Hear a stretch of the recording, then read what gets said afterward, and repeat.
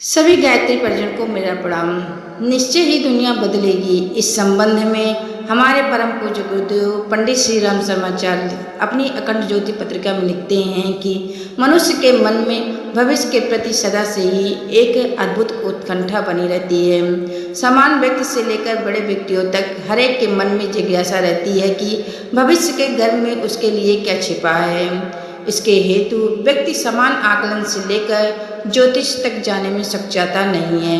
वह आशा सदा लगाए रहता है कि संभवतः कुछ ऐसा जानने को मिल जाए जिससे जीवन में भविष्य के अनुरूप कुछ बनाया जा सके।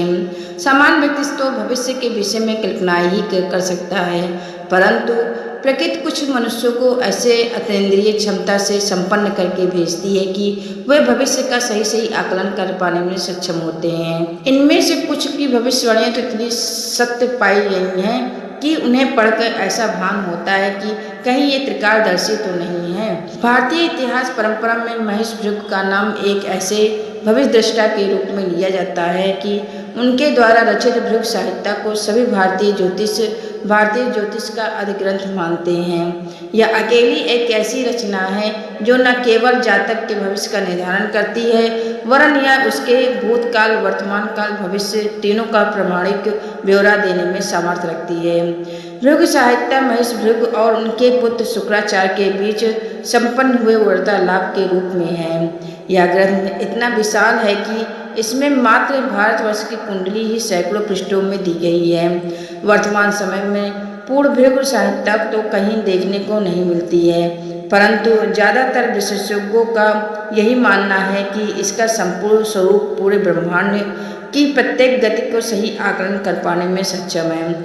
भारतवर्ष में काल निर्धारण एवं ज्योतिष गणना की परंपरा बहुत प्राचीन रही है, परंतु ऐसा नहीं है कि यह ज्ञान मात्र भारतवर्ष तक ही सीमित था। ग्रीस में किसी समय शिल्पी नामक प्रसिद्ध मंदिर था जहाँ लोग अपने भविष्य को जानने जाया करते थे। इस मंदिर के प्रांगण में महिला पुजारियों की बैठने की परंपरा थी जो अरेकल ऑफ डेल्फी का अध्ययन कर भविष्यवाणियाँ किया करती थी। प्रसिद्ध कथानक है कि विश्व विजेता सिकंदर भी डेल्फी के मंदिर में अपना भविष्य जानने पहुंचा था, जहां उसकी भेंट पायथिका नामक पुजारी से हुई थी। सिकंदर के लाख पूछने पर भी उसने उसका भविष्य नहीं बताया। तब सिकंदर मंदिर को तबाह करने पर उतर आया। मजबूरन पुजारी ने बोला कि सुन सिकंदर, यदि तू अपना भविष्य जानना चाहता है तो सुन कि तू विश्व विजेता तो कहलाएगा, परंतु घर से मीलों दूर सड़क पर लाचारी के हालत में मरेगा।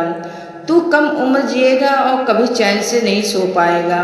समय ने पायथिया की भविष्यवाणी को सच कर दिखाया। सिकंदर की मृत्यु ठीक ऐसे ही हुई थी। विश्व के प्रसिद्ध भविष्यवक्ताओं का नाम लिया जाए तो उसमें नास्टेडेमस का नाम ना हो ऐसा संभव नहीं है।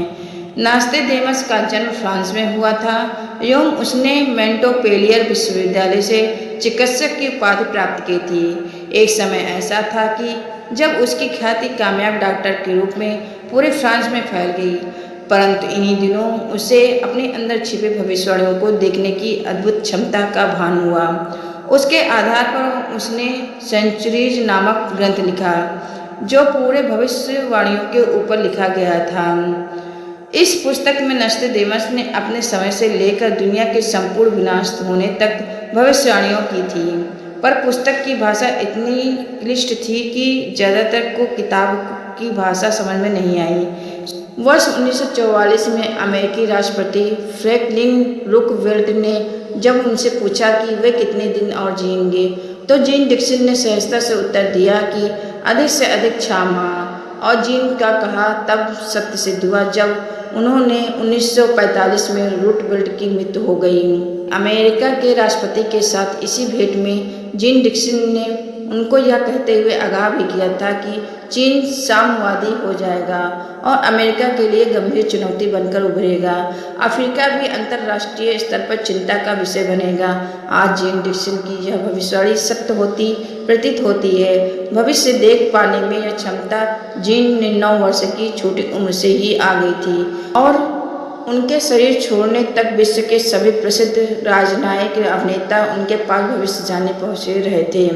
ऐसा नहीं है कि भविष्य जानने की उत्सुकता मात्र के लिए राजनीतिक तथा भविष्यवक्ताओं के संपर्क रखते हैं। जर्मनी के तानाशाह कार्ल क्राफ्ट नामक ज्योतिषी की अपनी सेना को रणनीतिक टीम का स्थायी सदस्य ही बना रखा था। वह हिटलर का विशेष ज्योतिषी था।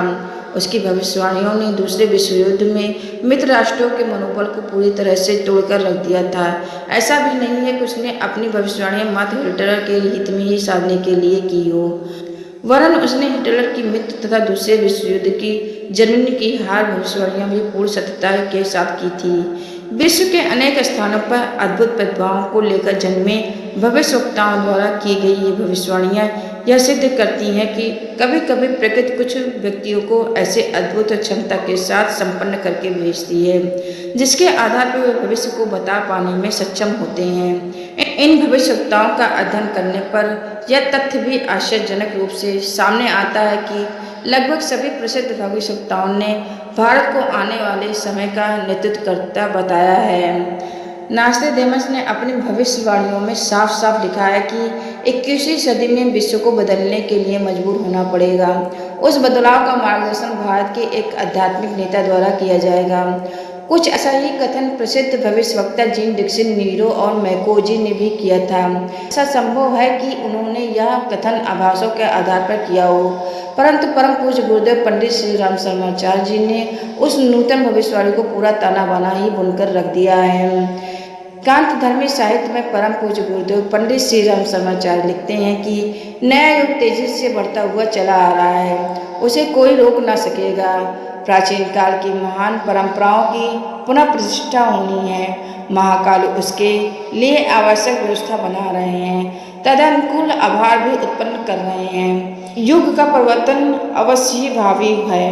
हमारा छोटा सा जीवन इसी की घोषणा करने, सूचना देने के लिए है। जिस काम के लिए हम आए थे वह होने को है। अगला काम महाकाल स्वयं करेंगे। जिस दुर्लभ घटनाओं को भविष्यवक्ताओं ने अपने आभासों के माध्यम से घटते अनुभव किया है और जिस विषय में परम पूज्य गुरुदेव ने जीवन पर्यंत संकेत किया है, वह ऐतिहासिक युग परिवर्तन का क्षण मानवता के नूतन भविष्य का सूत्रपात अब होने को है। भविष्यवक्ताओं और भविष्यवाणियों के आधार पर माने या युग परिवर्तन की योजना सूत्रधार परम पूज्य गुरुदेव पंडित श्री राम शर्माचार्य के संकेतों का अनुभव करें। सत्य यही है कि अब हमें उस नूतन भविष्य की स्वागत के लिए तैयार हो जाना पड़ेगा और डटे रहना पड़ेगा। आगे गुरुदेव महाकाल स्वयं करेंगे। जय गुरुदेव।